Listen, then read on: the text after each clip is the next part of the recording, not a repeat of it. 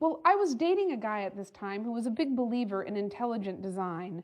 Intelligent design is this idea that the world is so complex, especially the conscious, thinking, feeling human being who is so complicated that it just couldn't have happened by chance. Someone or something had to have a hand in creating us, and that someone or something is God. I mean, the watch requires a watchmaker.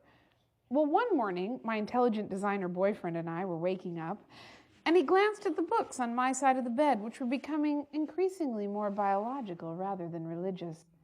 And then we gazed into each other's eyes, deeper than ever before. "It's the human eye, you know," he said. "That's the proof there must have been a designer. You can't have half an eye.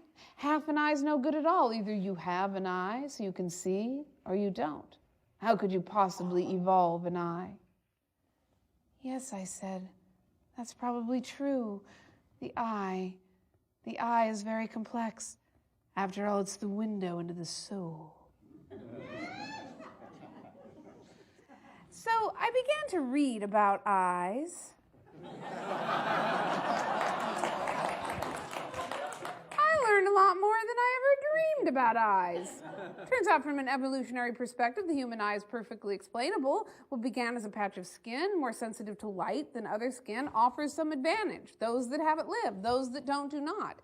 Turns out half an eye actually is pretty valuable. About half as valuable. Now, if an intelligent designer or God designed our eyes, he would not get such a very good grade because he put the blood vessels and nerves that carry all the visual information to the brain on top of the retina. Imagine, that's like putting all the wiring of a video camera on top of the lens.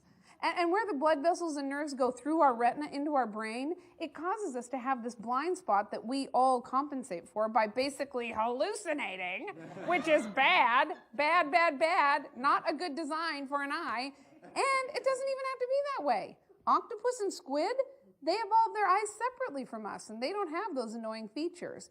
The wonderful biologist, Massimo Pigliucci, he wrote, "The only possible conclusions that we can come to from this evidence are that God didn't design the eye, or he did, and he's pretty sloppy and not worthy of our unconditional admiration, or God likes squids a lot better than humans." Intelligent design gets everything backwards. It's like saying that our hands are miraculous because they fit so perfectly into our gloves. Look at that, 4 fingers and a thumb. Now that can't have been an accident.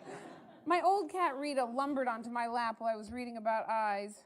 She was about 15 years old then and had gotten too tired and bothered to go through the entire meow. She just started going, "Meh." We looked each other in the eye. Instead of noticing the differences, I noticed the similarities. We inherited our eyes from our common ancestor who probably lived around 100 million years ago. Our eyes are forward on our skull because we are hunters. Except, well, Rita wasn't much of a hunter. And I realized neither was I. Not if I was dating a guy who was so into intelligent design. Rita meowed at me like, "Who needs to hunt when I have domestic help?"